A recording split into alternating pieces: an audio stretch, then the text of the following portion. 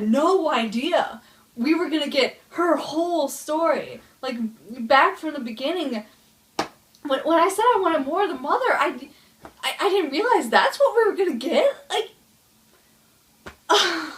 you know, the title kind of threw me off because I thought, oh, are we actually gonna get to see how they met? But I guess, you know, for a series that's been called How I Met Your Mother, that, you know, basically told the story of who he had to be before he met her. This was the best episode so far this season, far and away.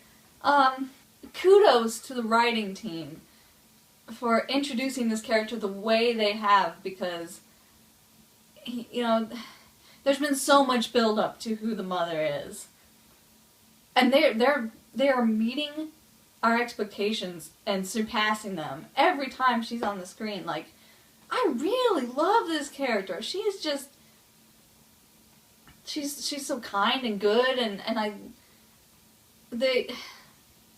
if there was one thing they were going to get right for the last season, it's a good thing that it is the mother's character. Although I guess I loved going back and seeing everything that happened, you know, from her point of view, especially the St. Patrick's Day episode. That was, you know, and that little thing with Barney, that was cute. Mitch, I wasn't expecting that, but that was a really sweet scene, and, you know, the 2 out of 3, and well, when he said, you know, no matter how crazy it sounds, what do you want to do in 5 years, and okay, from here on out, every decision you make is going to be in service of that goal.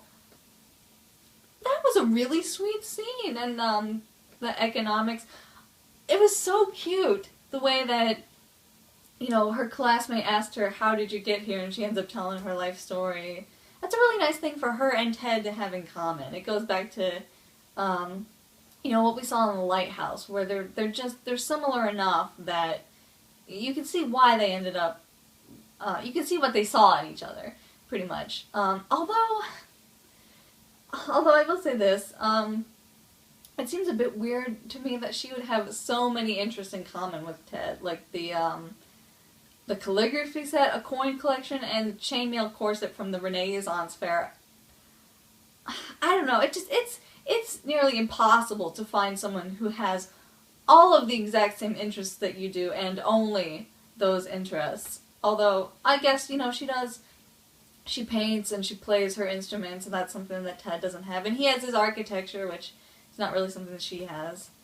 I don't know, it's just a little weird. Speaking of architecture, I love the Save the Arcadian posters in the background. You know, if you're gonna do a love letter to the previous 8 seasons, this is the way to do it. You know, mixed in with your own good story for season 9. And that, I know I've been complaining this whole season, all I've done is complain, oh, I want to see more of the mother, and I still have a complaint. I know I'm never satisfied, but this did not deserve to be smashed into 1 half-hour episode. This was such a good story. I want to see more. Like, I want to go back and see her relationship with Max. You know, that is the relationship that had such an influence over her life and impacted every decision she made and every relationship she went into since then. We never even got to meet him. Never got to see him. Don't know what their relationship was like, you know, aside from the dialogue, which was very good, you know. We got a feel for what kind of relationship they had without needing to see it, which was really good writing. But at the same time, it's like, we haven't seen her relationship with Ted. We didn't see her relationship with Max. The 2 biggest relationships in her life, and now Ted's, are the ones that get the least amount of screen time. And, you know, as great as it was to see her story, I'm still worried that we're not going to see how she fell in love with Ted, which is what I really want to see. It's been so great to get background on her character, and I wouldn't change that for anything.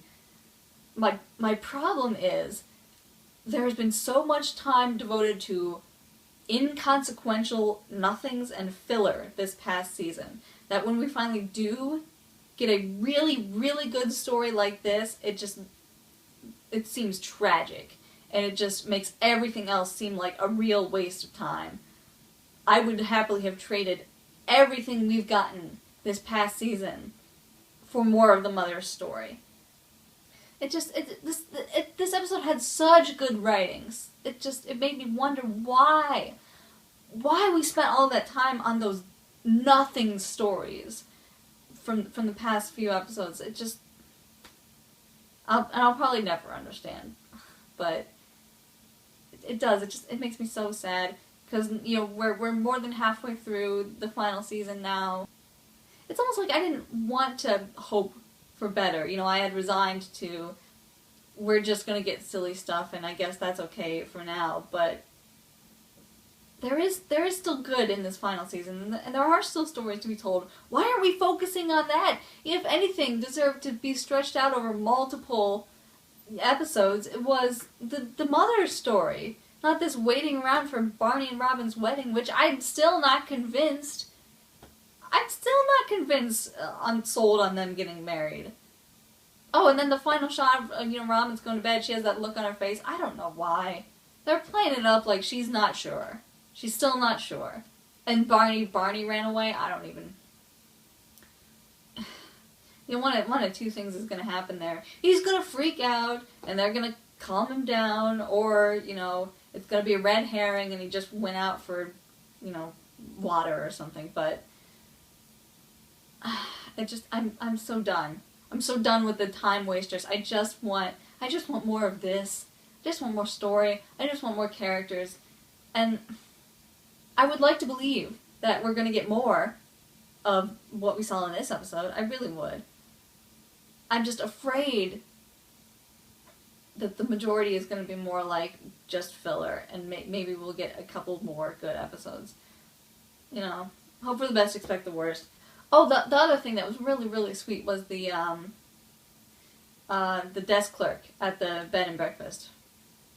When that knowing smile he had on his face when the mother showed up to check in, and I just, it's one of those things where, throughout the series, Ted's big thing is, fate and destiny, and everything happens for a reason, and for the same desk clerk, like, I thought it was stupid that the desk clerk was taking so much pity on Ted. It's like, oh, you're alone, it's gonna be okay.